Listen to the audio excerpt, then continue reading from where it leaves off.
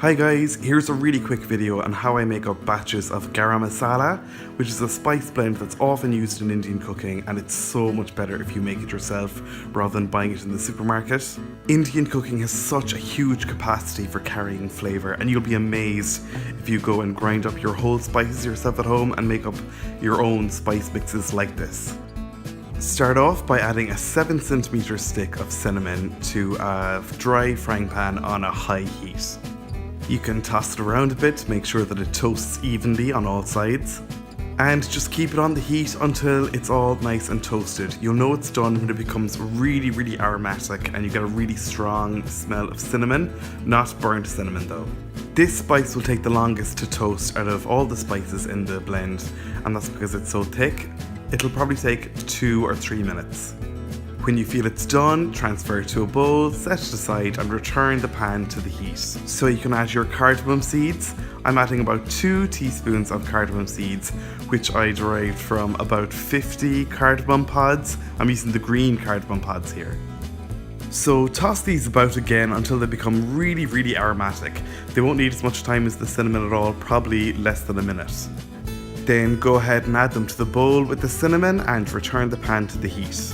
Then go ahead and add about a tablespoon of black peppercorns to the hot pan. It's worth pointing out, by the way, that you can take all these measurements very loosely. There's no exact measurements here.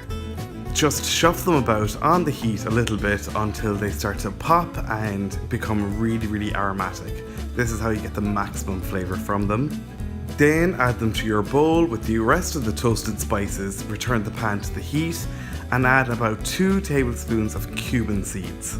Then shake up the pan and give them a good stir so that they're toasted nicely. This won't take long at all, maybe 30 or 40 seconds, but let your nose be your guide and wait until they become really aromatic before you take them off the heat and add them to the rest of the spices.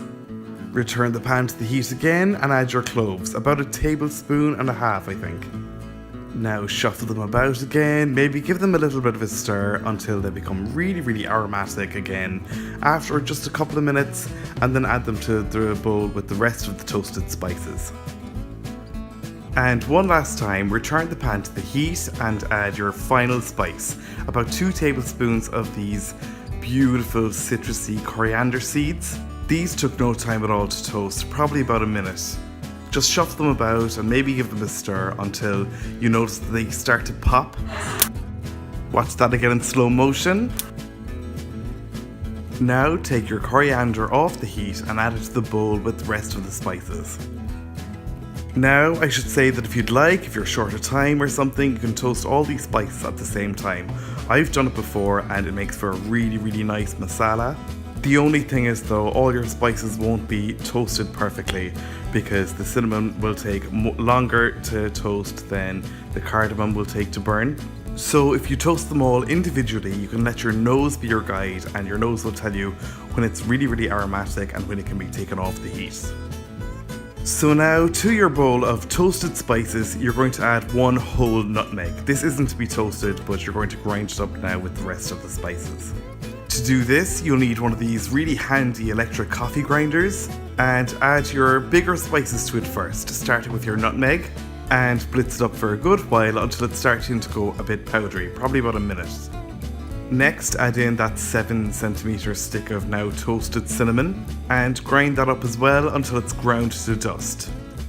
Once that's done, you're then going to add all the other toasted spices and grind them all up until you get a really fine, aromatic, beautiful, spicy powder. Now just transfer it to an airtight jar and store it out of direct sunlight and use it for any curries you'd like in the near future. If you don't have one of these coffee grinders, you can use a pestle and mortar, though you'll probably be at it for about a week instead of just a few minutes, and these coffee grinders are really cheap anyway, so I think you should definitely invest. Thanks a million for watching, guys. I hope you liked this video. If you did, be sure to give me a like below and subscribe to my YouTube channel. I'll include the full recipe in the description below, and I'll also throw in a few links to recipes where I've used this garam masala. You'll also find all the links to my social media accounts, and I'll give you the link to my curry page to my blog on www.rookiecook.org.